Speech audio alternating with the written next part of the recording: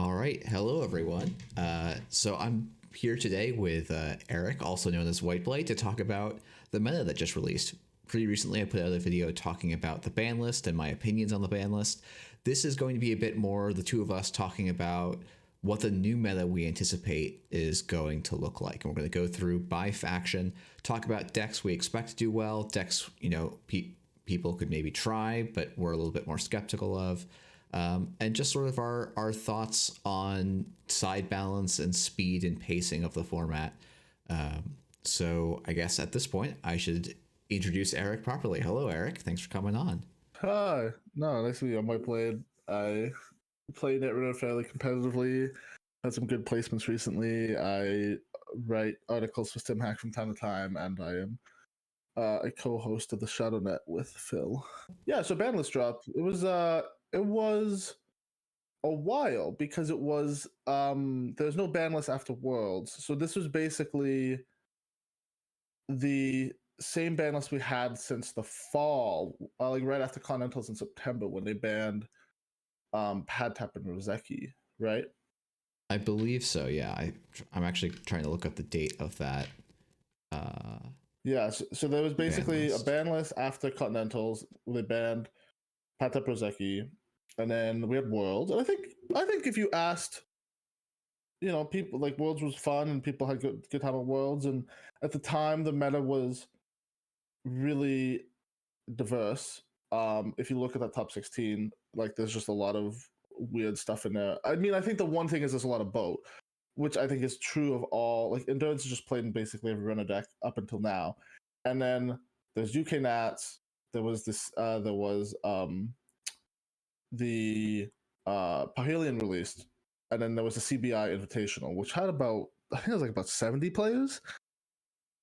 And these were good players. And after the CBI, basically, we're heading into circuit opener season. So basically, how Netrunner competitive play works is this usually this 3-month gap after Christmas where nothing much happens, and we're just sort of coming out of the end of that gap. So circuit opens are starting to be run. We have national season in 4 or 5 months. We'll have continentals. So yeah, they decided to do another ban list. 4 cards got banned. They banned Nana Civic Grid, Drago Ivanov, Endurance, and Cabinessa Wu. I think for the purposes of this discussion, we're going to assume that you've read the ban list article. I'd also recommend you to check out Jeff's other video that just sort of goes through maybe some of the motivations of why these cards were banned. We're going to assume you have a passing familiarity with the previous competitive meta. We'll explain stuff when needed, but this is sort of assuming a reasonable familiarity with competitive Netrunner. We're going to kind of be talking shop in some sense. The court meta was kind of there was 3 decks, 2 of which I think more or less just got completely eliminated. So Reality Plus, I think Reality Plus as it existed is gone, and the Nana Civic Grid Ag Infusion Prisons are all just gone. Not all Ag Infusion Prisons, but the most popular ones are gone. So Sports Metal is the only one of the 3 that survived at all. But I expect to see Corps change up actually almost more so than Runners in this new meta, just because of how much of a pressure Endurance was putting on what Corps strategies are actually going to be kind of viable. Yeah, I think one of the interesting things is whenever a ban list drops, I always I think one of the things you always do is you look back at decks in the previous meta and I'm like, okay, what could I play? What used to work that maybe I can make work now? We're in a weird spot in some sense because there's just a chunk of corp decks that have not existed. Because Rozeki was banned in September. Yep. There are a bunch of corp decks that have never experienced a runner format where Rozeki is banned and there is no endurance.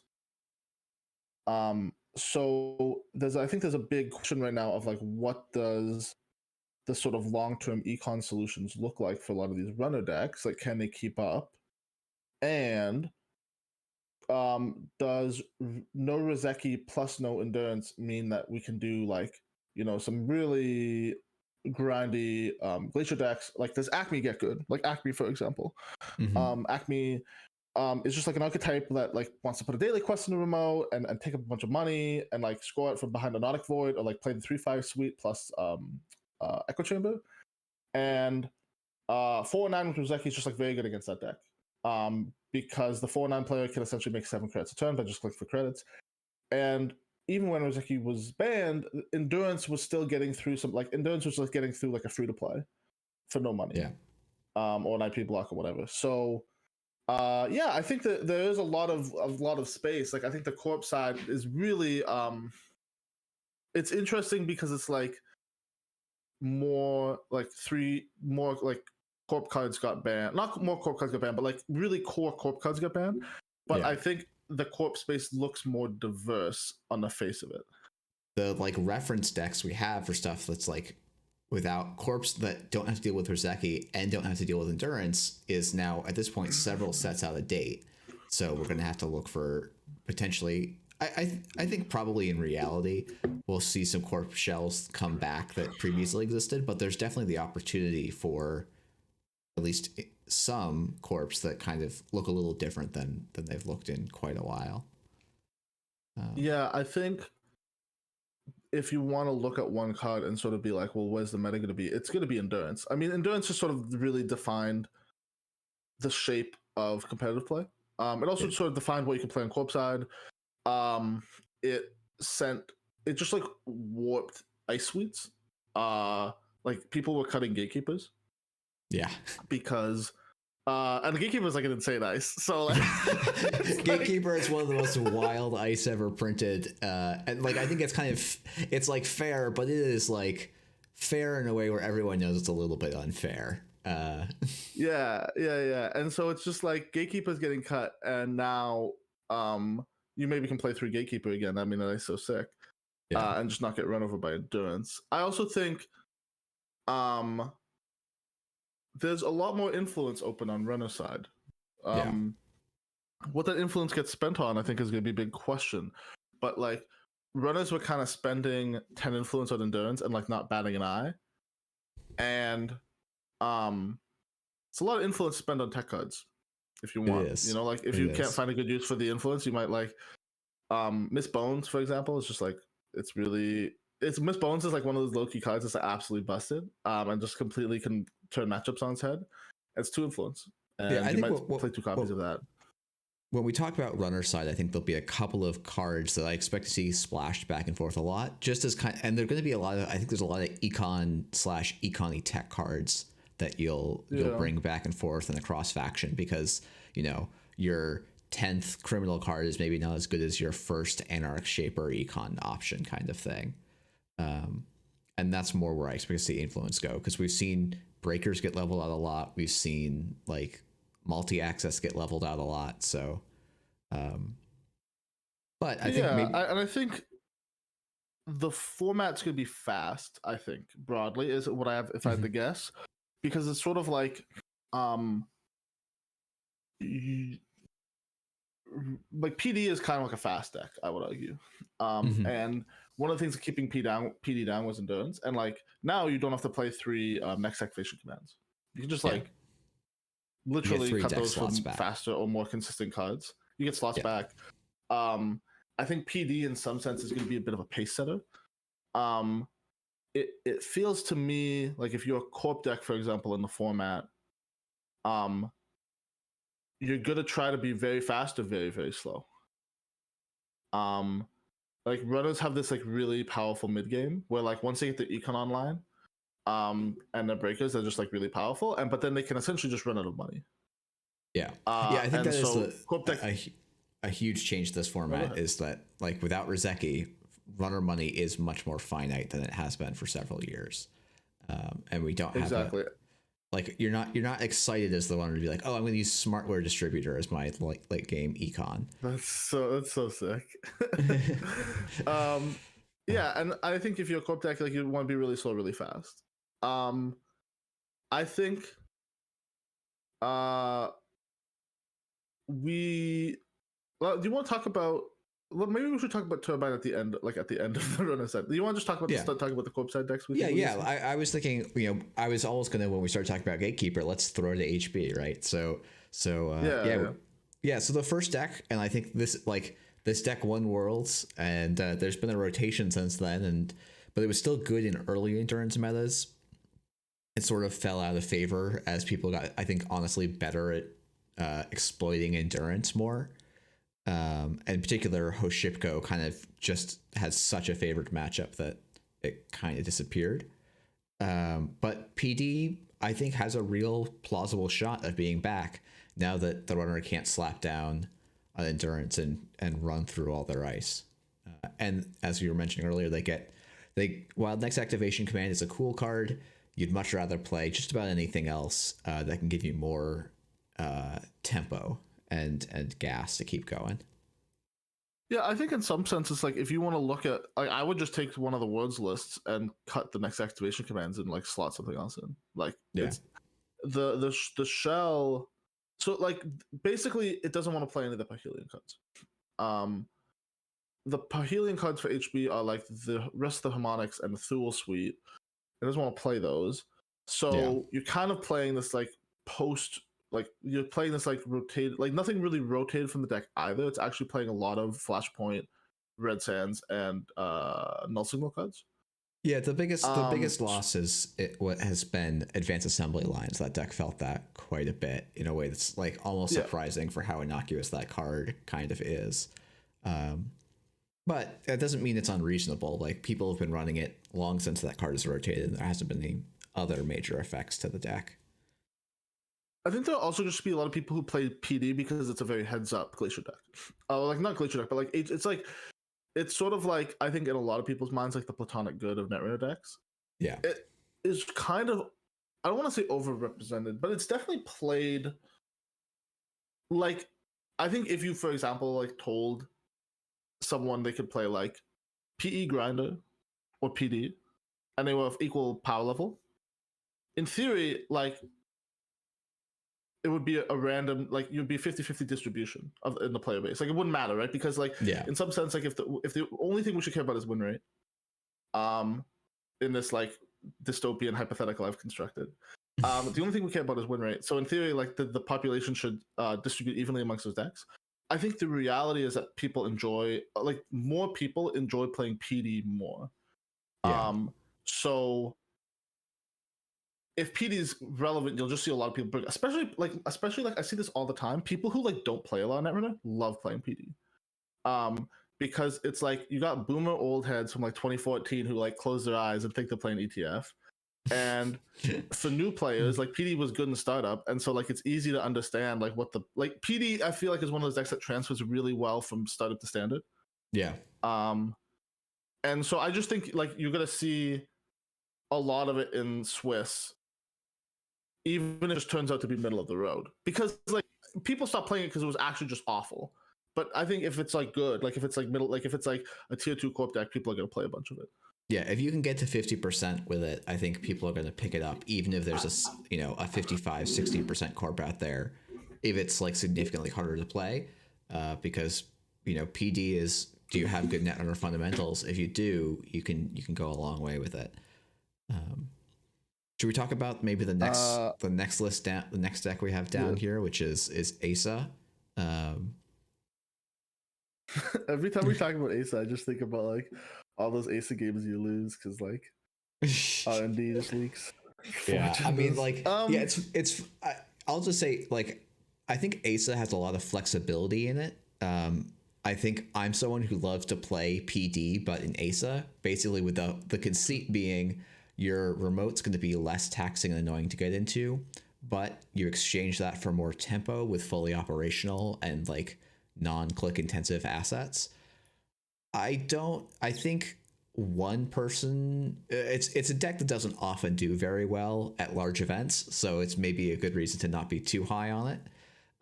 But without endurance, I think it's tempo Asa is quite good. But then the other option that we've listed down here on the sheet is also HHN Asa, because Asa does make the most money the fastest of any of the HB decks.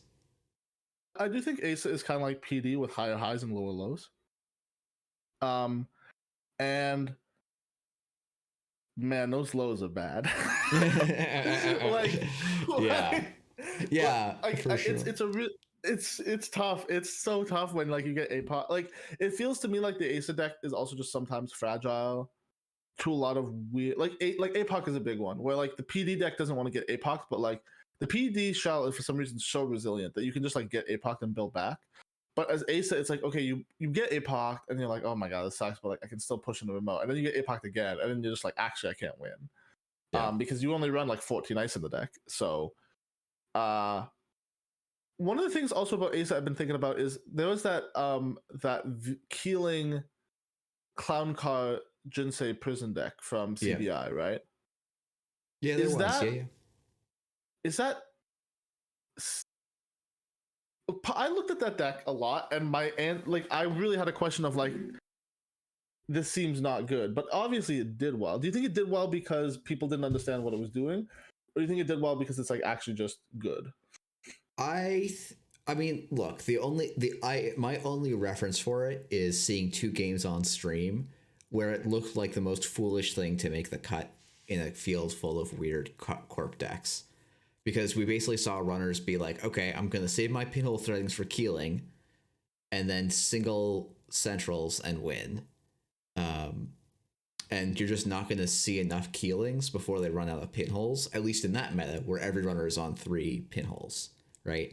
And then if you don't install cards, the deck didn't run any ice to force you to like install breakers to run centrals. And so it ended up being kind of like, if the runner just clicked for credits, ran centrals, and saved pinholes, like it wasn't clear to me what the fallback game plan is. If you can fix that problem, might also take away. If you can find a way to fix that problem, like instead of running 10 or 12 upgrades to defend it, maybe you say, oh, I'm going to dedicate 4 to 6 slots on that, and then get those slots back on doing other things. Maybe you can hybridize the list into being a little bit more robust against runners who have an understanding of what your game plan is. I just think functionally that like this deck doesn't fucking play fully operational. like am I the only one who thinks it's a little crazy we're playing a deck? We're playing Asa purely for the value of installing 2 upgrades at the same time or whatever. Yeah, no, I mean it's a weird. It was an odd deck. Sure. I mean, I just think it's worth highlighting because one of the cards that isn't banned is Keeling. Yeah. Right. So no, that's a good point. Keeling was kind of one half of the Nanny Egg Infusion prison. It's good in PE, which like trust me, we'll get to PE. I got lots of things to say, but this is with a deck that used Keeling.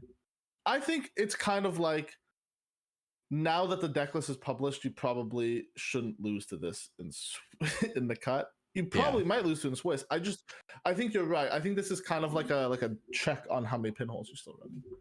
Yeah, and that might if people start cutting pinholes, which I think it would not be an unreasonable thing for the runners to do, though maybe not my first thing for reasons we'll talk about. Like that still has some legs there if people aren't slotting pinhole. Though I still wonder, like, if we see runners play more multi-access for whatever reason, because they've got influence free now, could they just I think that deck is like really hoping no one ever plays Conduit or Stargate. Sure. So, I think yeah. And then we have Architects of Tomorrow. I think about this idea a lot sometimes. There's a lot of good. There's like enough good bioids in the game. For this are there good. Though? Like no, I mean you get Fairchild 3 and you Fairchild 3 and answer like paying 2 credits for Fairchild 3 is pretty. Like when Fairchild 3 was banned, this idea was awful. But like I also think like Bravana is just good if you have another res bioid. So no, it's true. Like that's just hard. That's like 6 credits. It's like 6 credits for Anarch to break, and it's like I guess it's 4 for Crim to break with Amina, but like 4 is still a lot for 3 res ice. I don't know. I just think that like one of the problems with the AOT deck was you lost to Rozeki click for credits, but now they can't have Rozeki. And they don't have endurance, which was really good at breaking your bioids. Because, like, for example, Fairchild 3, they would have they'll just break the ETR and the pay 3, and then they'll pay 3 or trash a card. So it just seems to me that Go ahead. I guess to me, when I think about AOT, it's what am I getting? Okay, so I get actually like some really powerful econ when the runner interacts the way I want them to. But to make them interact the way you want them to so that you get the reses in the right way, you have to be able to control and encourage them to run exactly where you need to match up your game plan at the point in time. I feel like that's always been the weakness of AOT. Not that it doesn't have a like really powerful effect, but that it's really hard to get the runner to cooperate to make it work the way it does in your head. Like you think the runner's just never going to run against this?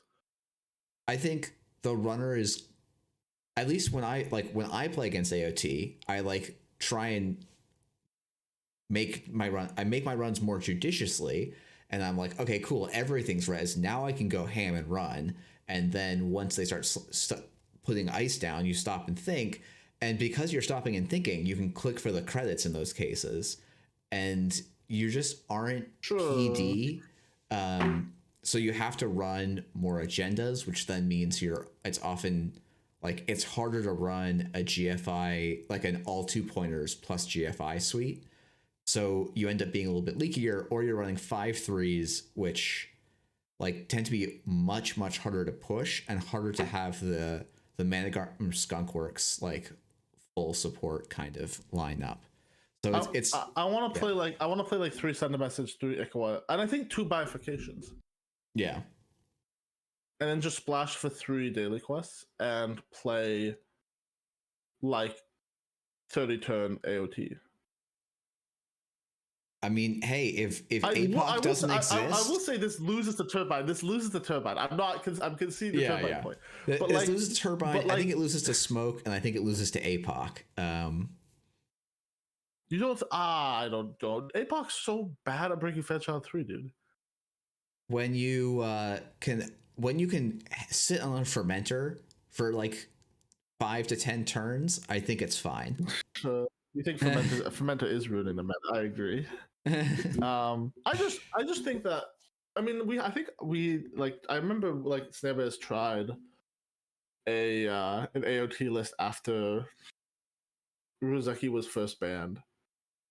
Actually, I guess let me ask you this: what makes AOT prison better than Ag Infusion prison? What's the enticing thing there? I think the enticing thing is, sometimes, you know, I like the color purple. Okay. And I think that's a strong counter argument that I had to consider. That's a strong points were made on both sides. Yeah, no. Let's talk about Thule. mean, look, as the person who wants to play only green runners, I can't exactly complain, but let's Thule. Thule is I think really underexplored, and also kind of degenerate. Did you see the deck Portland? I did see the deck that took Portland. I'll pull that up on screen. I think it's like got third. Joe got third with it or something. But I thought he tested it in Vancouver, and I was like, this is disgusting. Like, this is so busted. It's like a weird like tempo rush thing. As far as Thule prison decks go, it's actually really not prisony because it wants to score out to win. With that being said, it wants to score out to win by giving the runner a bunch of core damage so that they can then score out to win. Like, yeah, and you like slow the game down by having news teams and all this stuff. Like news teams, Nightmare Archives is just really good. I think I don't know if it's gonna be like S tier crushing every format, but I think it is like good, and it's good, especially catch people out in Swiss, more so than anything. It can actually create a lot of weird forks, especially with Hengeki. I lost a game. I lost a game. Yeah, I lost this game in the cut because Joe went like install cook for credit Hengeki me, the card in the remote, and I thought about it. I took the -1 point, and the next turn he was like, and then I did other stuff, and then the turn after he scored Vitruvius out of the remote, and I was like, I just conceded. Like, you have to concede in that spot. There's no other choice. That's a big brain play. Holy moly. Yeah, because I was like in my head, I was like, this is the Mr. Hendrix that I'm gonna hit. Like I'm just gonna take a quote image. But it was like, yeah, I just got fucking completely blown out. Yeah, wow. 3-point swing. Pretty Yeah. wild. I just think it's not gonna be as good as PD, but it's definitely exists, and it also, I don't know, it's weird. I think it's worth thinking about. I think also it does benefit from the endurance ban in a sense, in that one of the best ways to beat that deck was just to ignore the remote and just like play endurance and run down on centrals, and without endurance, it's harder. Yeah. I mean, every court benefits from the fact that it is now harder to run them down, for sure. But yeah, some decks more than others. You want to talk about Jinteki? Yeah, let's move on to Jinteki. You have in the sheet 3 different. Well, do you want to start with the first point, or do you want to do that at the end? Yeah, my thesis and what I will prove today in this essay is that Jinteki is the best court faction right now, actually. Which is like, you know, I'm just gonna say a year ago Jinteki was considered a joke. So here we are. But I do think Jinteki is the best court faction. P is really good right now. Like I think massively underrated and just underplayed because people don't want to play PE. But like I think one of the problems playing against P right now is there's like 3 different decks that all have like wildly different like ways to beat them. Yeah. And if you misplay, it's really bad. Like it's like in some sense the ultimate Punisher deck. Like it's just like Punisher's misplays, and which is fine because like if you just take the game, like okay, like let's say if I versus P assets, you just want to run everything and trash everything because you can't die to like the Reaper protocols or whatever if you just trash them. Like you do that, blah blah blah blah. But then against P mitosis, if you just run everything, you're gonna die. Yeah. And like you don't know what archetype they're on until like a quarter of the way through the game, and then they will like there's no the fucking Jinteki players have no like counts. Like okay, the PD players like all have a council and they agree on what PD deck they're all going to bring to every tournament for the rest of their lives. The Jinteki players are a bunch of like a rabid pack of animals who will be like, this deck I'm playing 3 snare, this deck I play 0 snare because like we got to keep them on their toes. So next thing you know, you see a mitosis played and you're like, oh, this is fine, I don't need to run these, and they res 2 Reaper protocols. You're like, what the fuck? So it just seems to me like the depth of the Jinteki card pool is such that like you can just lose to so much now. Like it's impossible to like plan for everything. There's so many like I feel like I am good, like historically have been good at playing against Jinteki P, and now I feel like I kind of just like muddle through the fog because you have to play around Reaper Protocol, Keeling, Warrior Tracker, Mitosis, Snare, Hybrid Release. I got fucking blown up by Hybrid Release. Sometimes they have Project Kusanagi's, you don't know why. Stock Buyback. You have to play around Regenesis Oboe.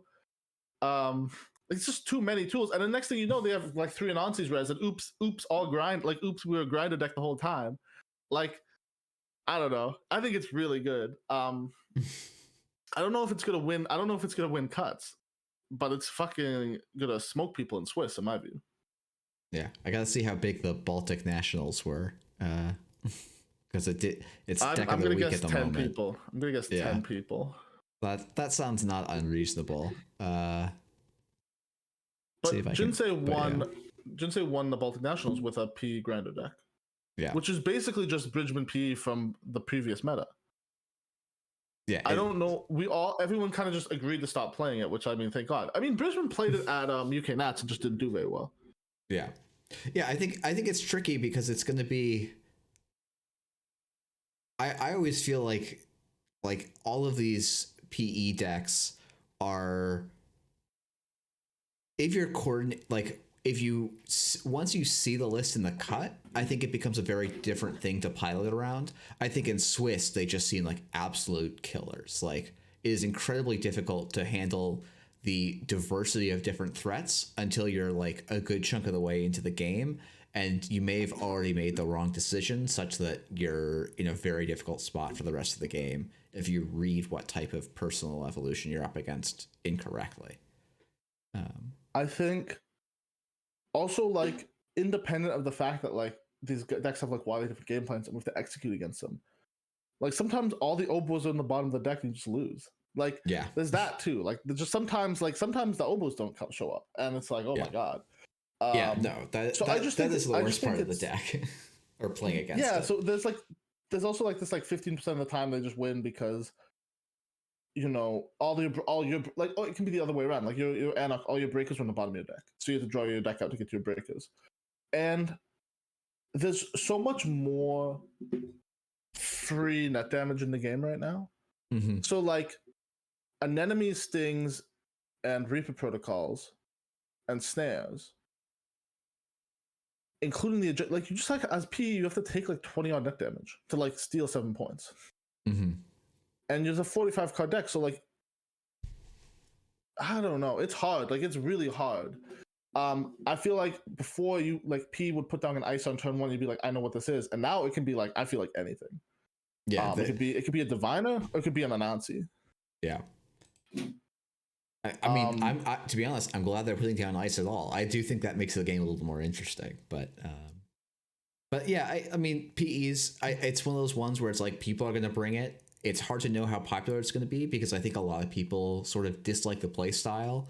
And even thinking back to like Continentals last year, where like a couple of NWE was several players in there were very high on PE, and it's like, well, in the cut it did fine, but it was like also one of those things where I'm like, oh, there was a game where I was able to exploit the fact that my opponents were playing efficiently, and so I could just intuit, like you can sometimes intuit traps, and so like there's this weird like playing PE that's like trap focused and net damage focused. Like, you have to present threats in a really credible way that takes a lot of, I think, like it takes time to learn, and it's not like it's the only good deck out there, so maybe it'll take off. I think though, just people's general set, like even to some extent just the social cost of playing PE will probably keep some people off of it. Fuck. Have you read Dune? Dune? No, I haven't. Have you seen the movie? No.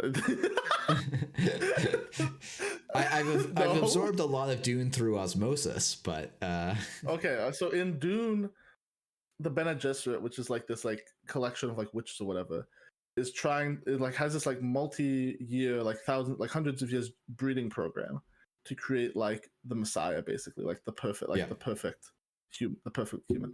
I feel like we need to start that breeding program in the Netrunner community for the perfect PE player.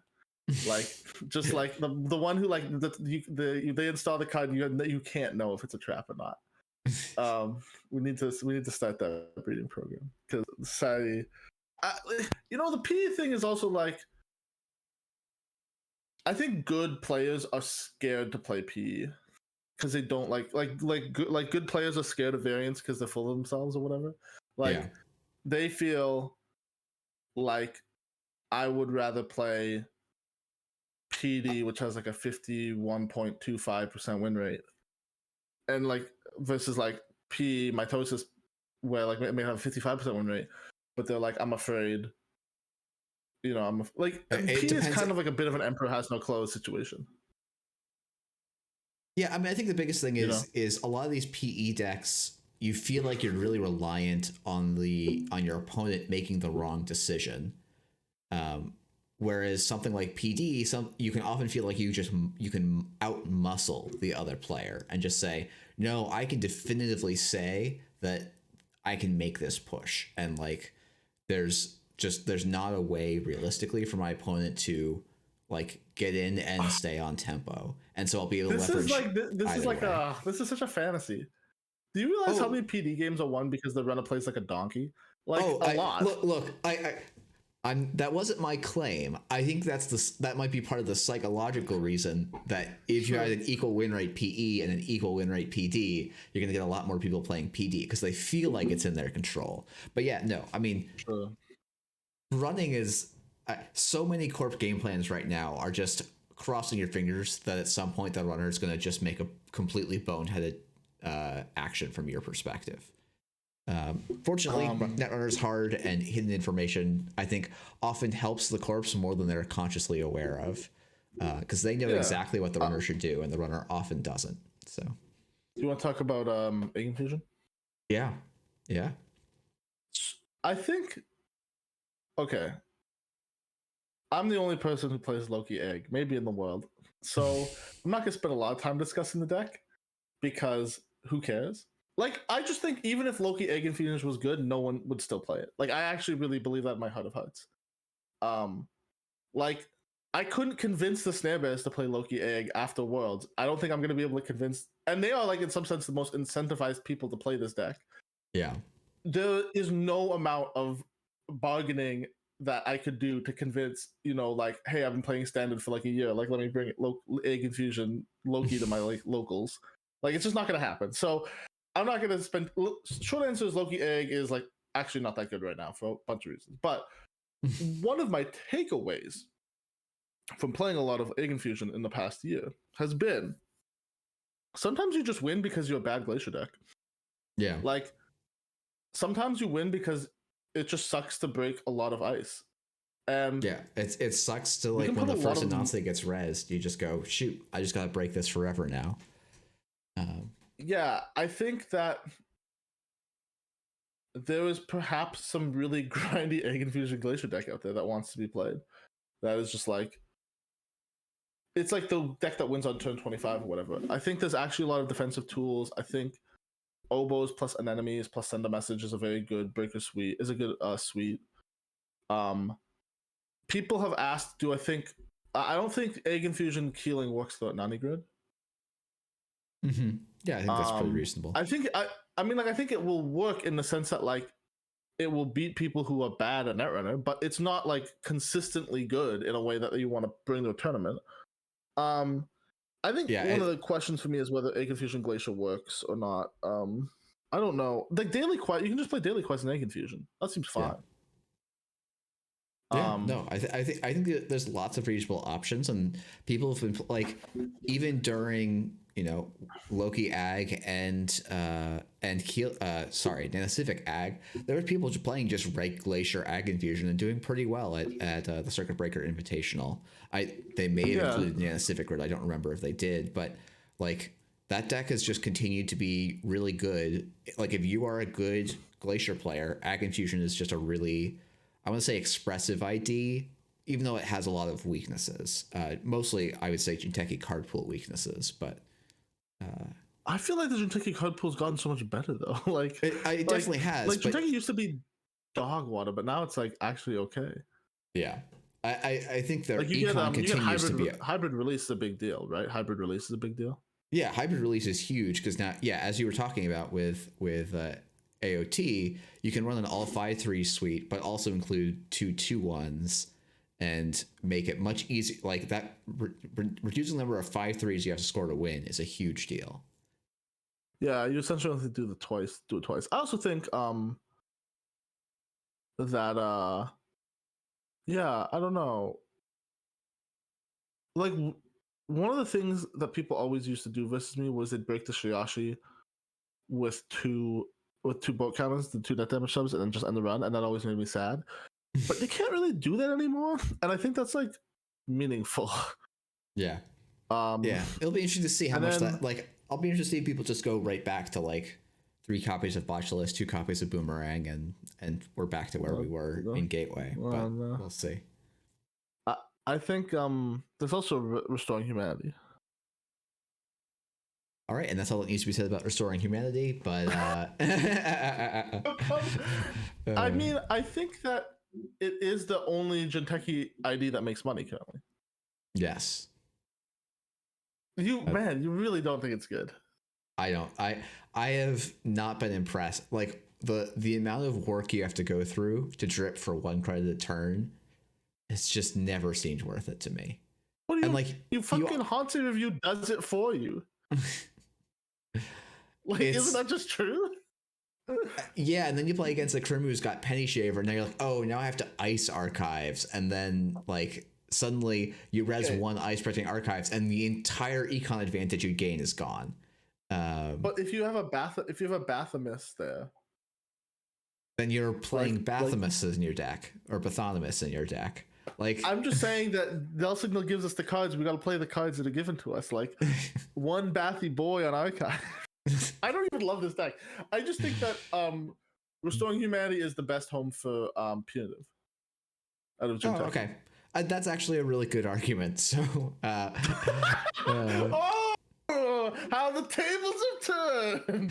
Yeah, Ovobacterial does seem pretty rude for a punitive deck.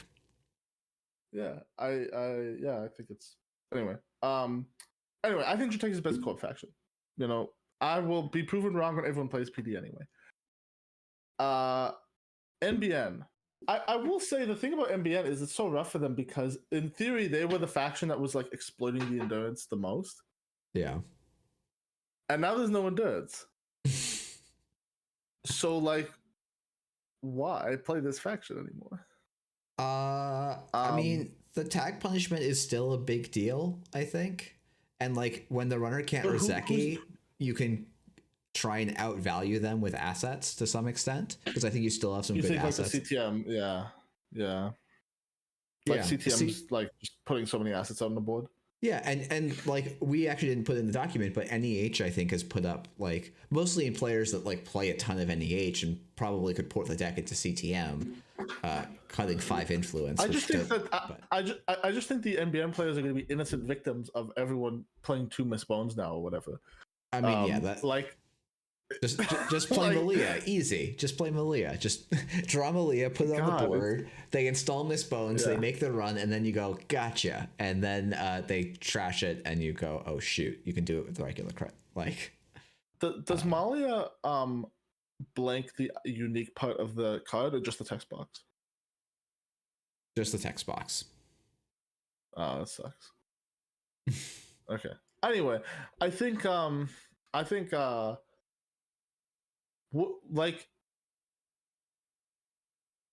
man, if we want to talk about like corp decks that are precluded on the fact that our runners make an error, Jesus Christ, CTM is like the poster child for that. It just seems to me like CTM has this really big problem that I see a lot. Okay, so like, how do I put this? If you're in the middle of the pack at Netrunner in terms of runner skill, CTM will beat you all the time because like that's just how CTM works. Like CTM is definitely a skill check deck, but if you're like if you could pass the skill check, like I feel like there have been times where like you look at CTM and you can pass the skill check and it's still hard. I feel like as soon as you pass the skill check on CTM, it's like fucking Christ, this is not good for CTM. Like you play against any 4-9 player worth his salt, and you're just like, this sucks. Or you roll up against like the 5 like left like A-shot pawn shot players left with misdirection, and you're just like, how do I win? Like you can't win. And it's a hard sell. Like it's a hard sell to be CTM. I think I really do, and I'm gonna lump Neoth Hub in here. Like it just seems to me that like hard hitting news alone is like not enough of a win condition. I think NBN has this problem. Has had this problem before Drago, where basically the NBN had this question of like, why should you ever run against NBN? So I do have one spicy. I've got one spicy proposal for you. Okay, I'm here. It's HHN Mutually Assured Destruction Near Earth Hub. So I've seen this deck before. The problem is that the winning strategy is against all these asset decks is to keep the assets down. Yeah. Right. Yeah. And so I think the amount of games where they ignore all your assets is low. If you have 50% of the field as Crim, which I think is like not in, or like maybe 40% of the field as Crim, which I think is probably pretty likely at big events. Like they're going to be on 2 Misbones and you just fold. Like it's what just happens when the Anarchs are Misbones? What happens when the Anarch players are Misbones? Yeah. That, I mean, then that's 80% of the field and you're pretty sad. I just also think that Anarch also can just play 3 liberated accounts, and that also sucks. Yeah. Yeah, sure. So it just seems to me that it's like yeah, I think CTM. So I think the conditions for CTM or NEH to exist is that there is a really fast HB deck that runners dedicate all of their, or like almost all their tech slots to. Because ice and assets are a little bit orthogonal in terms of the efficient tools to deal with each of the moment, liberated accounts maybe aside, like that would be your hope, is that people are teched for a different meta and you can come in with assets. But I think you're right. The raw power of the asset decks in CTM and NEH just don't seem to be there once the runner can beat the skill check. I just think, like, here's what's going to happen. No one's going to play CTM except, like, people like Solemn Storm or whatever, like fucking boomers from 2017 who used to play CTM when it was really good. And they'll make top 4 at, like, a top 8 or whatever at, like, a reasonably large event. Because it's CTM and like 60% of the player base still doesn't know what the text on how to do news is. And then they'll immediately get knocked out of the cut because good players know how CTM works. And then we'll have to have a discussion for the next 2 months about, is CTM good? Well, top 8 at an event like last month. And then they'll do another ban list, and then we'll do another one of these videos, and we'll talk about how CTM is terrible, and the cycle of life will continue. Well, that is what's going to happen to CTM. There's probably only one more ban list before we don't have to talk about CTM at all. So I just think that, like, CTM is like CTM is like your grandfather who served in World War II, and you like thank him for his service, but like it's time for him to retire. You know what I mean? Like that's what CTM is. Like, they did that. We thank you for your service, but you got to go to the home, Dad. We move on to the other 2 options we have listed down here, Asmari and Reality Plus. I think Reality Plus is strictly unplayable now. What about Neurospike Reality Plus? Why wouldn't I be an Asmari? I don't know. No like, good reason. I think the problem is that, like, okay, one of the problems MBN has, why should runners run against R plus? They should not. They should actually set up. And there's no fucking card you can put in the remote now that is like you have to fucking interact. Asmari makes money from the runner installing things. It's a pretty good argument, which allows us to like use the money to like generate forward tempo to like scorecards or like Neurospike or whatever. I think guess these cards are. Sorry, go ahead. No, you finish your thought. I guess it's like, why would I play Asmari, which is sort of this like mid-rangey tempo scoring deck, when I could just play PD, which is the tempo mid-range scoring deck she tells you not to worry about? Like, why not just play that deck? Probably because Bologna is really good. Would be my like that's the best argument you've got. Like, and so like just to briefly call out Pigeon Fighter, which did actually win UK Nats and then has received zero attention post UK Nats. Because that's not good. Like, it's like yeah, that deck's not good. Like, no offense to Chris. Like, Chris is a very good Netrunner player. That deck is not great. Like, that deck exploited people's. That deck is like people didn't know what the deck did. Like, did he make top 8? Like, did he played through the top 16? Absolutely. Like, he had some really tight games versus, I saw a Take Me player. I think a Take Me player, and I saw really tight games versus Mike. I'm not disputing that. I feel like people always get on my case when I'm like, oh, you got to respect the champion. He's champion. The deck's not good. Like, it's just not good, and people haven't played it after that event because it's not good. If it was good, people would have fucking played it. Like, it's simple. Hashiko Boat and Freedom Boat, like, eat that deck alive. It's rough. I mean, the argument would be that without Boat, those decks are going to struggle more. I'm not saying that's true. And like, you know, like there's some merit to saying, yeah, Bologna and Artificial Crypto Crash are better agendas than you have access to in PD right now, I think. I agree with that. Yeah. So if you're going to make this Asmari like mid-range work, it's probably predicated on those 2 cards, and then some, like, you have to have some amount of tag punishment because you just don't have the raw recursion power and efficiency that HB Ice do. Like, Endless Eula, while a decent card, is not like, it's not a Fairchild 3, right? Which you can get for the same cost. So you have to make up for it somehow. HHNs may be a way to do that. You know, there's lots of cute stuff in Chris's deck here.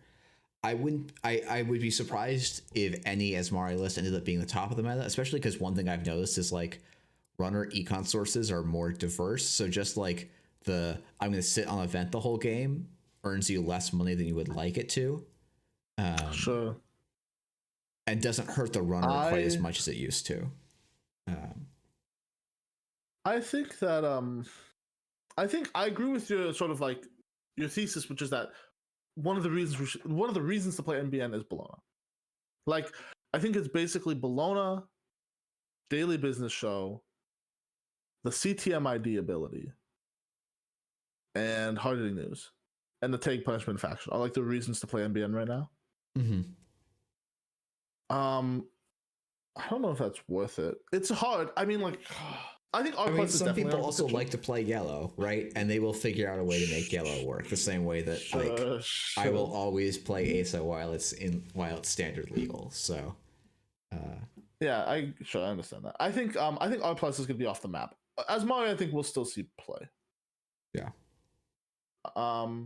Okay, we want to talk about Weyland? Yeah, let's talk about op. So for those of you that don't care about op, you can skip forward about an hour and it's definitely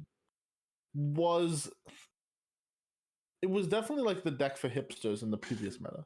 It definitely was, like, yes. You were like too cool for our, like, you're like, oh, plus is like too good. I don't want to play good decks. I just want to like play shitty Temple Glacier. As a hipster, I will contest that characterization, but no. There's a group of people that play op, and then the vast majority, overwhelming majority of the Netrunner player base that goes, nah, not for me. I think you know, it's funny because, and maybe I'm biased because it's like I'm good at Netrunner, but I think op is not as hard to play as people make it out to be. Oh, I completely agree. Like, it's actually like the sort of like the tutor lines are like very determinative in some sense, especially in the rush deck. Yeah. Like, the rush deck is good because it's built up to consistently get you like X thing off of X trash. Yeah. So, yeah, I don't know. I mean, I think so. Ob Rush is sort of like the Ben Blum style from Worlds. It's been iterated on. It's like it kind of gets mixed up with like. I think also you can throw like the NWE like Skunkworks one in there. Yeah. With former carry. Yeah. I think those decks are basically just better post endurance ban. Yep. I actually think like if I was to like designate a deck to like keep an eye on, it would be this. It would be like some sort of Ob Rush. Yeah. No, because I think it did strictly just get better post Banlist, and it was already like pretty reasonable before. Yeah, so like it's one of the decks I'm expecting the most improvement out of, I guess, because I felt like it had a decent matchup into Crim, like a pretty reasonable matchup into Crim, because it could just do a lot of things that Crim wasn't the best at handling. Doesn't fold to miss bones, and was able to outrush Anarchs when they didn't draw their endurance. And True. They're never going to draw their endurances now. And so, like, yes, they're going to have other tricks, but their endurance was a very powerful catch-all for a lot of things.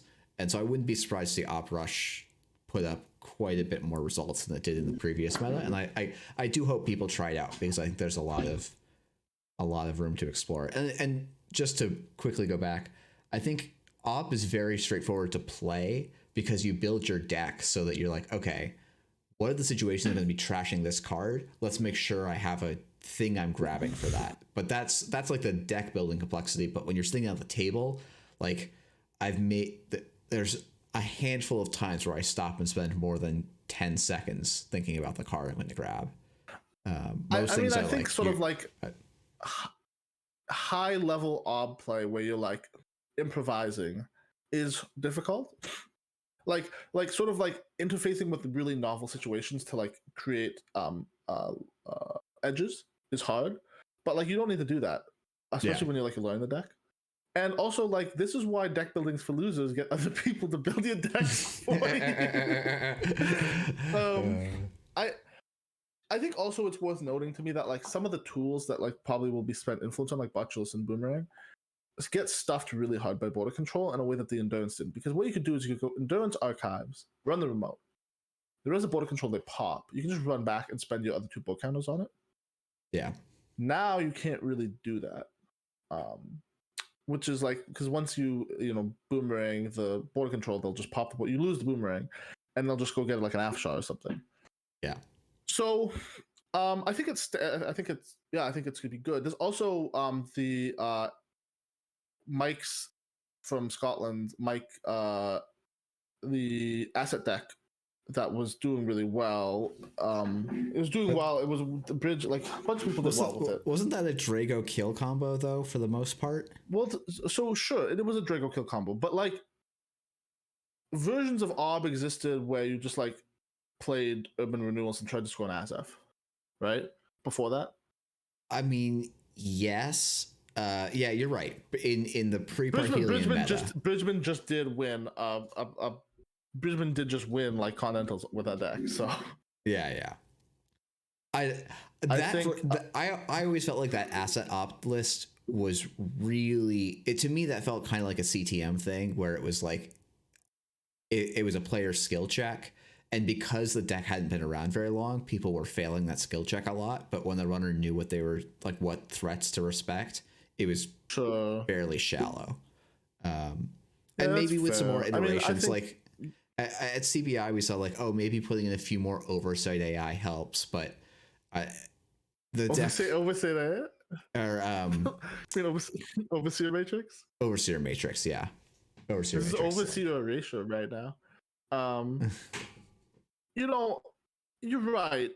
I just guess it's like still. It's the best asset deck, I think, in the game, which is, God help us. But I think it is better than CTM, actually. Because you don't count PE Mitosis and PE Assets as the best asset decks in the game? No, okay, PS is the best asset deck in the game. I just don't want to call it an asset deck because it offends my sensibilities. None of us do, but it is what it is. But it is. It just is straight up. Yeah. What else was I going to say? Oh yeah, and then my pet project, which is making half run good. Yeah.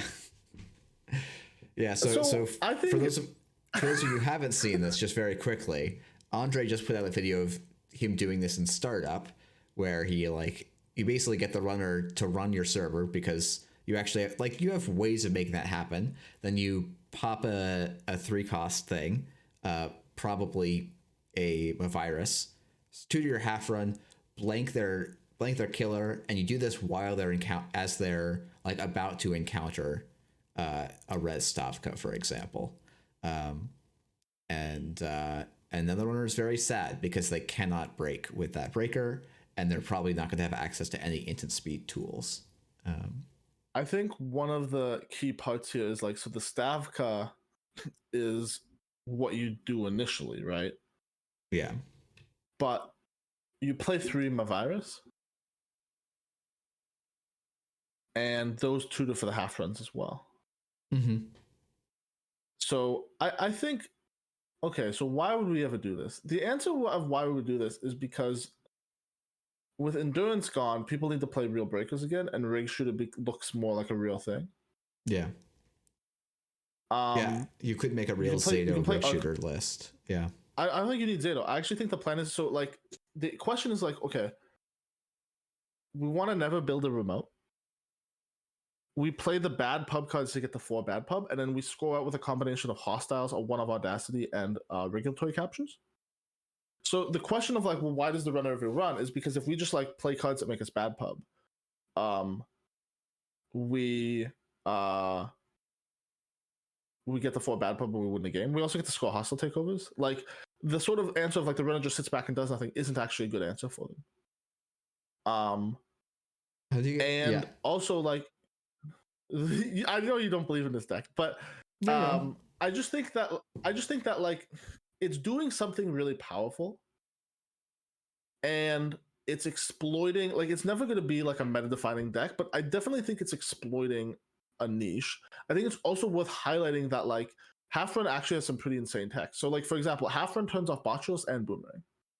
Yeah. Which is pretty crazy in my view. I think also like, I think for example, like you're just super favored versus criminal, like massively favored. They can't do anything. Time for Crim to start slotting reclaims. Yeah, they got start. You have to like basically pre-boomerang the Stavka, and like you can just like overwrite the Stavka and like put another Stavka there. Or like Trebuchet is also like a card that does it. Yeah. Like you Trebuchet plus a Mavrius. It's just like good, you know. It does the thing. So I think in some sense that like, and you also have Trojan Horse. Is it soft to Anarch? Yes, Rig Shooter has traditionally been soft to Anarch. I just think it's like something that will maybe exist. It's something I gotta keep iterating on. I don't know. I maybe I'm gonna look back at this and be like, what the hell was X talking about? But yeah. Well, I do think the Bad Pub Fast Advance is like a really powerful package, and so it's not unreasonable to explore it in Ob. And I think that like I do like the idea of we can go remoteless and try and punish that way. I think to me, I always like going remoteless is the huge cost of not being able to play Rashida. Which sure. And like part of the power of Optimi is you're the best Rashida defender I think of any corp. Like Rashida always dies to pinhole threading, but you have a lot of tricks potentially to protect Rashida. I think this is one of those decks where like we don't want to draw cards. Like it's like a really like weird grindy combo deck thing. Yeah, almost for sure. And I think like the reason you're Ob is just because the interaction, being able to get instant speed half run is so nuts. Yeah, I mean it doesn't work without it, right? Because if you just res the half run, the runner can just choose to jack out and go back in. So you have to do it at instant speed to do anything. But I was going to say, if we're talking about the Bad Pub package, we should probably also talk about Outfits Fast Advance, probably the other major Weyland deck I expect to see. Yeah, so this is basically a deck that was not good in the previous format. I think it was not good because Shaper was good, and people were just playing more Clot, and Endurance existed, and Endurance is really good at getting through the best outfit ice, which is Trebuchet. Yeah. You take a 4 res, they just boat it, and you're like, oh, this sucks so much. I think the game plan of this deck basically is that you just like you get 4 Bad Pub and you score regulatory captures your Audacio. It's like half run Ob, but like you make way more money. You sometimes can play Hunting News as a punish. I think I have no idea if this is going to be good or not. In my experience previously playing this archetype, it has not been good, but it could be good. I think that it's kind of like discount sports in some sense. Oh, we never talked about sports in the HP section. Oh my goodness. Okay, that's wild that we forgot to put sports on our dock at all. Yeah, because we even talked about it beforehand, how like, and at the top, how like, yeah, sports is left unchanged. It's got lots of good things. You can go low ice sports. You can probably do more of a mid-range sports. I'm gonna leave sports as an exercise for the reader. Yeah, sports is very clearly a top tier deck, and the rest of it's left to be filled in. So. So I think Alpha Fast Events is going to be fine. Like the question is whether it's going to be better than like playing PD or something. I don't know. Maybe Oregon Fusion or P. Like I don't know. It just feels like a kind of like. I feel also like Ob Rush is kind of better in some sense, especially because Ob can just play 2 Audacities and like score that way. I don't know. What I'm actually interested to see if there's an Ob Bad Pub deck. Yeah. I don't know. Too Big to Fail is one of those cards that's actually just busted. Yeah, I mean it's a wild card. It is. Why isn't Earth Station good, Jeff? Oh, because It's shit. It doesn't do anything. That's why. Like you But, think that you look at the ID and says, "Oh, it has so much text on it. It's got text on the front side. It's got text on the back side. 6 credits is a big number." And then you try and build a deck, and you go, "God, I don't do anything until 5 or 6 turns into the game, except maybe dissuade the runner from running HQ, but not if they actually need to or have a good reason to." And so you just get blown up.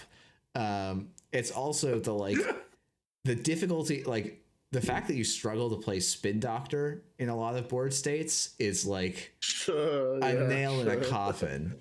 More so that or it's the straw that breaks the back of why Earth Station isn't good. I think actually the real reason Earth Station isn't good is because Weyland Ice mostly sucks. That's true. You can play Surveyor now in good faith, but it's still not even that great. Yeah, Surveyor is fine until your opponent installs a Botulus on it or a Boomerang. Yeah. And it's not like, or you're like, oh, I gotta, maybe I'm playing Jinja Earth Station and I actually get the big Surveyor. But if I don't do that, the first, Surveyor doesn't really even become scary. I would argue until your 4th ice. Because at the 3rd ice, it's true. Just a 5 for 6. Which is that's good. That is undeniably good, but that's not oh man, I'm so excited to build a deck around this. So it's that's now I have to get 4 ice on the server. That's so many credits and so much time. So I will say that I really do like the idea that you give Earth Station to someone who's never played that route before. They don't know what any of the words mean. It's oh, there's a lot of text in this idea. It has to be good. I mean, look, right. that may be how I evaluate all Magic the Gathering cards. Is it a paragraph? Okay, this has got to be a competitive staple. That is fair. You want to talk about runner side? Yeah, let's talk about runner side. I feel so bad. I feel so bad for you. You're gonna be editing this forever. Yeah. So Anarch, Anarch was playing Endurance, just straight up.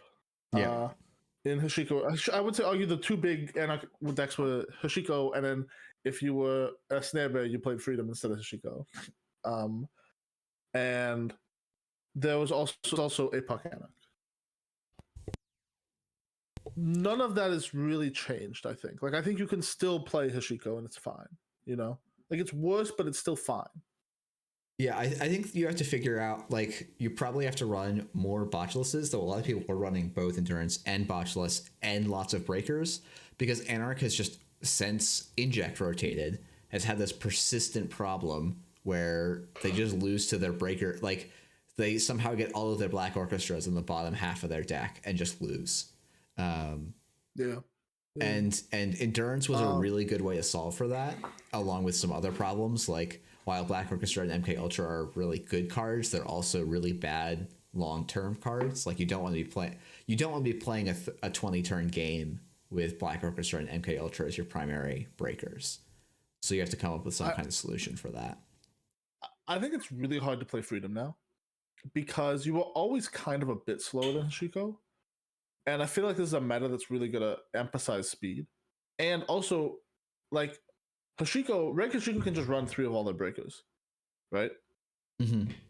I don't know if Freedom can do that. He doesn't have the slots. So I think in some sense, Freedom is kind of was coasting on the boat, and now he doesn't have it. So I think you probably just play Hashiko. If you probably want to play Red Gallic, you just play Hashiko now.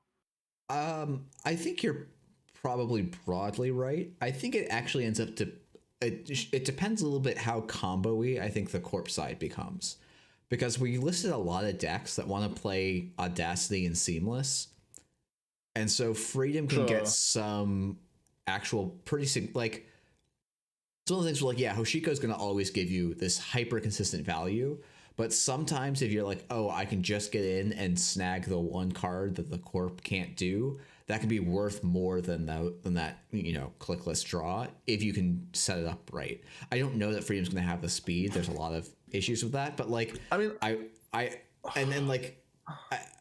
haven't played against really good players at all in this new meta, but it's you can just play kind of a good stuff Freedom and it's trickier for sure, but like it's think, probably got some legs. I he don't know. really wanted he really wanted the 2MU from Endurance. Now he has to Yeah. play Kiko, which is there's not as much synergy there. Yeah, I was playing Nabkuri because I was the greediest guy around. Yeah, okay, well, okay. If we're beating people on Nabkuri Freedom, I'm gonna question the playability of our opponents, but point taken. Yeah, no, I mean that's probably the correct assessment to get to, but there's also APOC Anarch, which basically has seen very little competitive play since Midnight Sun dropped. Yeah. Like, I think that's the right time. It just hasn't. Like, it just, yeah. It just hasn't. Because playing Reg was better. Like, you could just outmoney the Corp and outbreak the Corp, and so why bother blowing up the board when you could just win in an easier way and spend 10 influence on Endurance?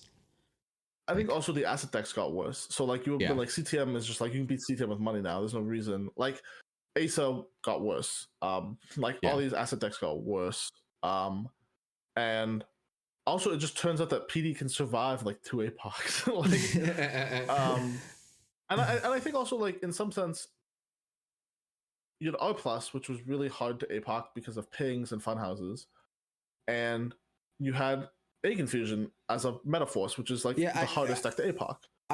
My impression was that APOC was actually pretty reasonable against Reality Plus. It was that Ag Infusion was such a miserable matchup that you really couldn't make forward progress there. I think I also like. So the big card it got in Pahelian was Katuga Breakout. Yeah. Because now it essentially acts as extra copies of APOC in your hand when you want to lose the net damage, or even just like APOC again very fast. Yeah. I was about to say, we can also Bankar, but like that doesn't make any sense in an APOC list. But I think people might play Bankar and Reg Anarch, by the way. Yeah, no, I think it's a really solid. I need to replace Boat for early pressure. 2 Bankar will do a lot for you there. Because Bankar is what, a credit to install? I think so. Maybe it's 2. I think so APOC Anarch. Are people gonna play it? Maybe. I think also like there's just like nothing it exploits right now in a big way. Like Outfit Fast Events doesn't care. Orb Rush cares. I think Orb Rush is my best target. P assets. Yeah. It's tough. The tricky thing about doing APOC against Orb Rush is if it starts becoming good, it doesn't become that difficult for Orbs to put in some really robust tech, but no Op is going to run it until APOCs show up. Right? So like, I also think like it's just a hard sell. I think you might just play APOC because it's like the opportunity cost is low, especially since you don't have to spend the endurance influence anymore. I mean, I think the big question on Anarch is where you spending that 10 influence, right? Yeah. You can spend it on 2 APOCs, 2 missed bones, like oh god, but it's just I don't know. It's in a weird spot. I think Anarch needs a lot of work. Like Crim didn't play a lot of Boat anyway. We're gonna have to see where it ends up. And then there's do you think people can play? Do you think people would play Essa?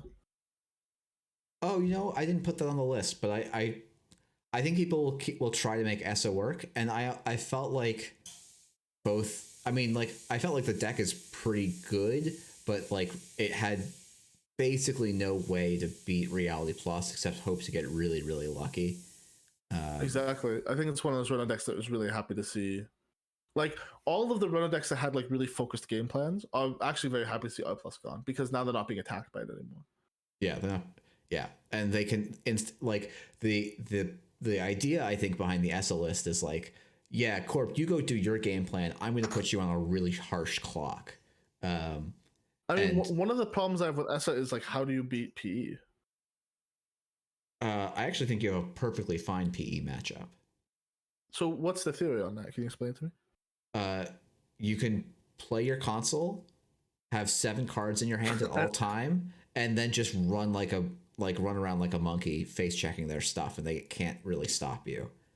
But like, aren't they just like, okay?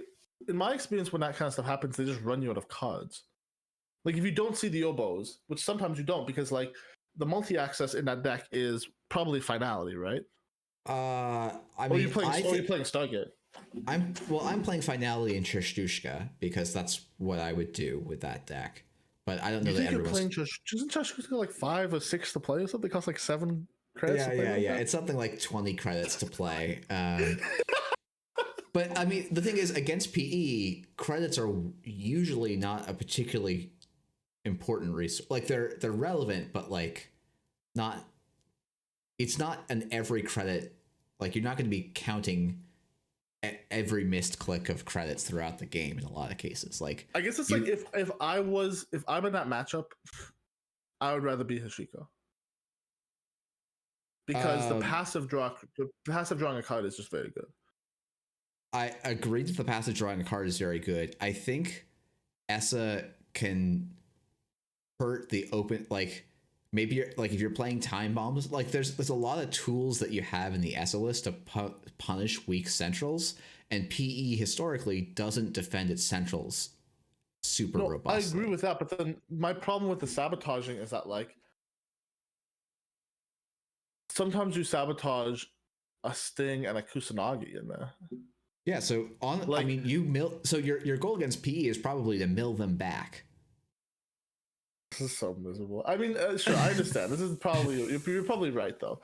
So you just like you just keep the board clear of traps that can kill you, and with a 7-card hand size, it's incredibly difficult to kill you. Sure. And then one of my other issues with if you're not putting down if they're not putting down threats, then you can be like, cool, mill 4. Sure, like you're just like, you know what Essa needs a sideboard. Like if I could sideboard into the Trishtushkas, because it just feels like the Trishtushkas versus PD. Maybe the answer is like just Finality plus being a monkey is good enough versus PD. Yeah, maybe like you're never gonna Trishtushka at PD. Like that just can't be good. I don't know. It's not a matchup I've barely played, and I've definitely not played against people that I think are good enough to get a good sense of how the matchup goes at a high level. Yeah. Okay. I think Essa's just something to keep an eye out for. Yeah, and like to me, it's like the Ghost Tongue Essa engines. Like you can legitimately play a 30 event deck that feels really smooth. What else was I gonna? Yeah. So yeah, I think also this Tag Me here. Take me Anarch. As the foremost specialist on Tag Me, which is cursed that we're here, but here we are. I think it's not good. It's just the problem is it's a lot slower than the Zaya deck. Yeah. And it's I think it's gonna be a fast meta, and like I just think it really struggles to like beat PD, for example. Yeah. Yeah, and people are like, oh, just play Tag Me Freedom, and I'm like, I think that's taking 2 slow decks and putting them together to get an even slower deck. You need to be Hashiko. You need to be Hashiko. Yeah, you just have to be Hashiko. Okay, and then we have Criminal. Yep, we're doing the thing that always happens where we spent like an hour on the first 3 corps, and now we're gonna spend like 5 minutes. But I think it's fine. Like I think part of it is runners didn't change a lot, and also runners are always very responsive to what's good corpse side, so it's a little bit tricky to prognostic I think the prognosticate on runners. Exactly. I also think like there's not a lot of new stuff on runner side. It's mostly like how are the old runner decks going to respond to the corpse? Yeah. I think Criminal is probably the biggest winner in the sense that they were not playing the endurance before, and they don't have to play against Egg Infusion or R+. Yeah. Like they just got more like tech slots, and like they just got like more tech slots open. They could be more responsive to the other good corp decks in the format. We might play Caldera. Fuck it. Yeah, I mean, it might just turn like it's interesting because I think like Anarch has been the best faction for 2-ish years now, and Krim might finally be making this might be the ban list where Krim makes a swing at that. Yeah, I think we talk about Reg 4 and 9. Really popular UK Nats. It's just popular. I think it's just like you can just play the same list and cut some of the tech cards for R+ for like other like you don't need to play 2 Citadels or whatever. Like you can play No One Home for Jinteki. Like I just think you can play Red Crim and it's really good, and like if you play really well, you can win an event on it. And it's like, it's skill testing deck. It's still really solid. You maybe play an extra boomerang, maybe play an inside jar for PD, play some more miss bones, but like, it's very much just like a season to taste kind of deck right now. Yeah, it's there's like 6 or 8 tech slots, and you just adjust for the ones that are relevant for your meta, and you've just got a lot of really solid cards in there. I think if anyone was like, hey, I'm like going to a big tournament, like I'm thinking bringing 409, do you think it's a bad idea? I would almost never say no. Yeah. Like, I think it's very solid. Like, you play the lines, I think it's a skill intensive deck. Like, I don't think some people just fall apart versus 409 for no reason. But like, you're gonna have to like play out of hard spots. But like, it's very heads up. The biggest challenge for 419 is probably sports metal and maybe rush op. Yeah, I think that's why you might need the inside jobs. Yeah, you might look at inside jobs. I was gonna say you could also look at multi-access, but I suspect inside jobs is gonna be more robust. No, winning the game worse than making our opponent not be able to win. Yeah, no, I find it hilarious that Ian's like, yeah, I'll cut all the win conditions from 419 and then top 8 CBI. Forge Activation was just so busted. Yeah, I mean, just a wild card. He got so much use out of it on the day, so. Well, because who the fuck plays around Forge Activation Orders? if someone played fucking Forge Activation Orders against me in a tournament, I would call a judge because my opponent's playing a card from 2012. What the hell? This card must surely have rotated by now. Yeah. It's fun. Every now and then I'll look at like Forge Activation Orders and Emergency Shutdown. I'm like, I mean, these cards wouldn't be terrible, but yeah. Playing Forge Activation Orders, like if I go to my weekly and someone installs like a Luminera code breaker or whatever, code cracker against me, and I'm like, what the hell? Like, I think there's Sable, which like the problem with Sable's not bad, but Sable is worse than 4-9. Yeah. So just play 4-9. Yeah, I think that's like this was true in the previous meta. It's true now, I think. Yeah, like maybe there could be a world where if like sports ends up being huge, Sable might have a slightly better matchup against sports metal because they can, she can make a few more clickless runs, and maybe a deep dive or APOC threat is relevant in those matchups. Sure. But yeah, no, I think Sable is pretty much always going to be behind 419 while he's legal and standard. Should we talk? Do you have anything you want to say about Tag Me Zaya? Like, I think I know your hot take is that it's the best. It's the like. I don't think it's the best. I think it's just good. I think it's just like. I mean, I'm gonna play it. Mm-hmm. You know what I mean? Yeah, like, yeah. I think I would have played it. The only reason I wasn't playing it was because the R plus matchup was the best corp deck by far, and it was unwinnable. Yeah. Yeah, but with that deck gone, assuming there's no yellow decks that are playing tag punishment. It's in a good spot. A very nice spot. Say this. Yeah. So like you're vulnerable. The big actual tech card that people might slot is Retribution. Because Weyland can splash it for no influence. It's pretty bad. I think it's gonna probably end up being one of the best runner decks. Mm-hmm. I suspect it will not be played very widely. Yeah, especially by good players. I suspect it's sort of the opposite side of the PE where you're worried about a lot of things that could go wrong for you. Like, oh, this card could blow me out. This card could blow me out. This card could blow me out. And then you ask them, well, do you think you're going to see any of it? Well, no, but I don't want to get blown out, so I'll play 419, which I'm not going to if you're a strong player, you're like, cool, I don't have any weird auto loses. I'll take that over a deck that's maybe like got more win percentage against the field because you want to feel like you're in control.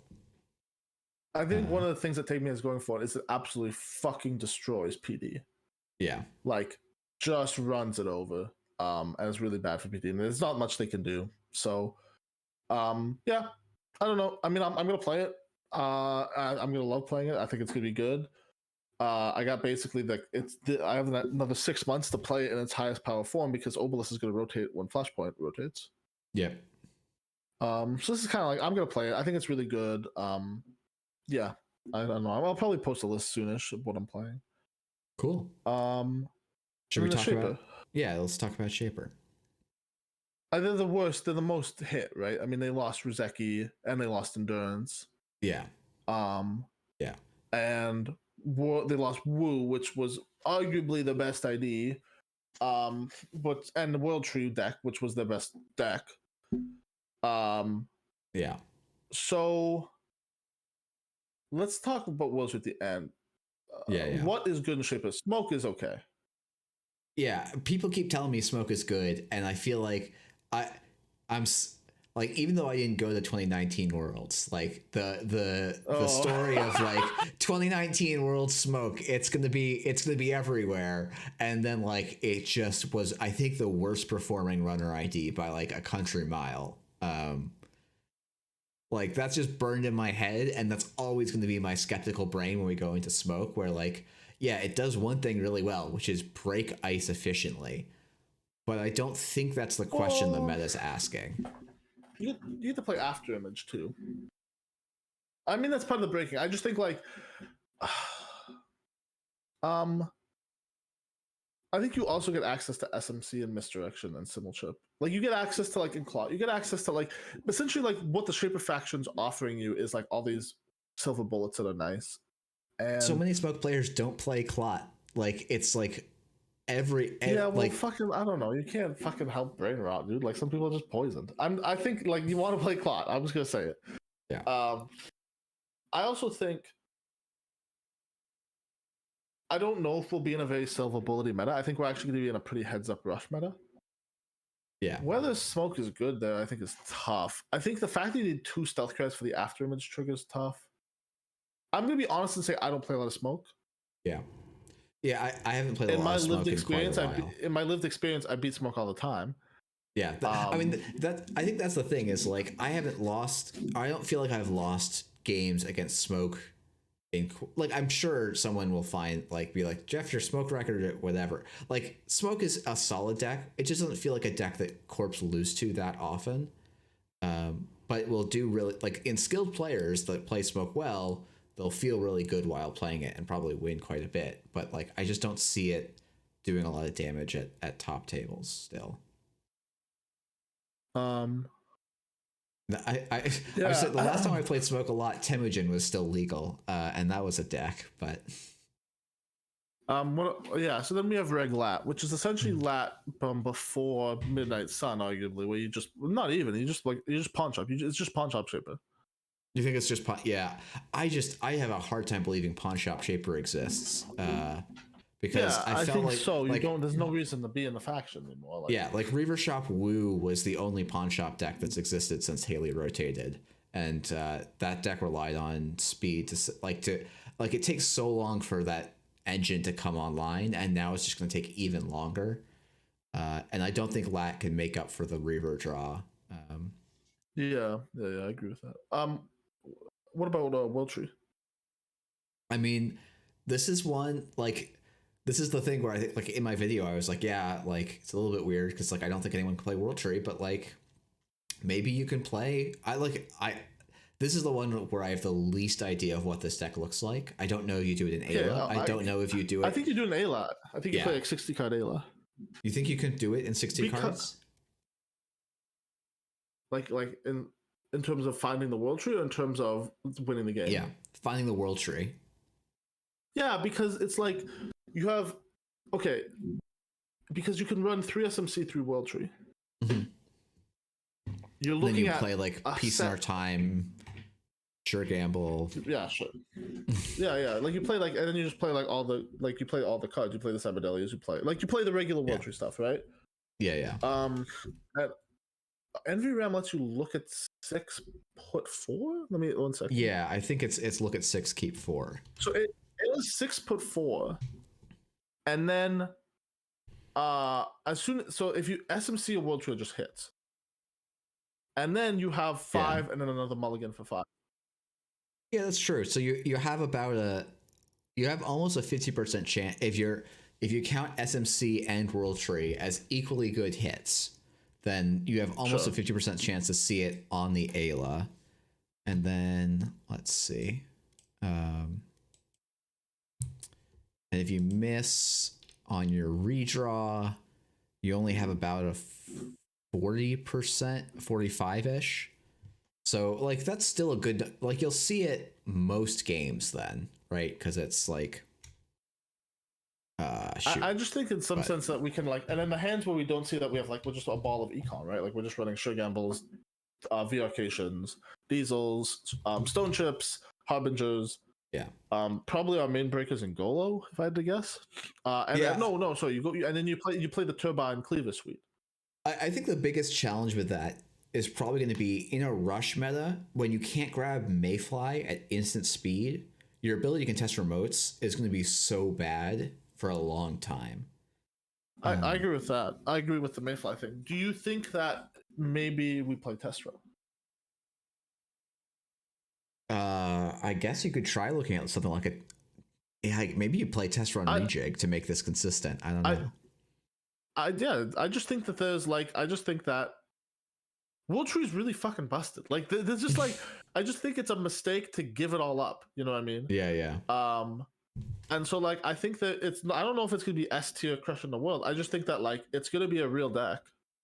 Yeah, no, that's true. Like it is like the most value a single card can, like probably the most valuable card ever printed on a successful run trigger in terms of how much it gets you.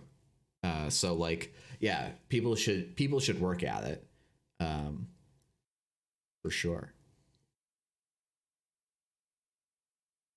All right, I guess I'll briefly mention, like, I think APOC Shaper like has been a thing but that's mostly been a thing that people bring to team events because Shaper has been in such a rough place for several years. And for all the reasons that like APOC Anarch is probably not going to be huge, I think basically apply to Shaper exactly the same. Like there's just actually it's not as helpful against the field of corpse when you can just play a straight up runner and have a good win rate already. Sure. Yeah, I agree 100%. So yeah, I think that's what the meta's gonna look like. I mean, we're probably wrong. Who knows? Yeah. I think there's gonna be a lot of movement on the corpse side, that's for sure. Yeah. I mean, it's super weird to sit down and forecast this because like the corpse side's going to change completely, and so, well, maybe not completely is maybe a strong word, but pretty radically. Yeah, I think so. Yeah, I don't know. Thank you everyone for listening. Yeah, thank you everyone for sitting through this. I had a good time recording it, and then hopefully you enjoyed listening to the two of us talk about the hypothetical meta. Yeah, no, it's gonna be good. I mean, I'm gonna play a bunch of events on the West Coast. We got circuit openings coming up. Do you got events coming up on the East Coast? Yeah, we have. I know Dan B is planning some big ones. I need to get my butt in gear and start planning some of the local ones for the regional meta. And yeah, I think it's exciting to see stuff spin up again. Circuit openers, I think, are actively being shipped. I think there's going to be a GNK announcement article either up today. It'll definitely be up by the time already. It was up a couple days ago. Yeah, fantastic. Yeah, and then also like I'm running. I'm gonna plug my event here. Yeah, please do. I'm running Cascadia, which is a sort of premier West Coast tournament that's taking place in Seattle, August 11th to 12th that weekend at a Mox boarding house in Bellevue, which is just east of Seattle. It's like a sort of like a twin city setup. It's gonna be really lovely. It's a really lovely time of year.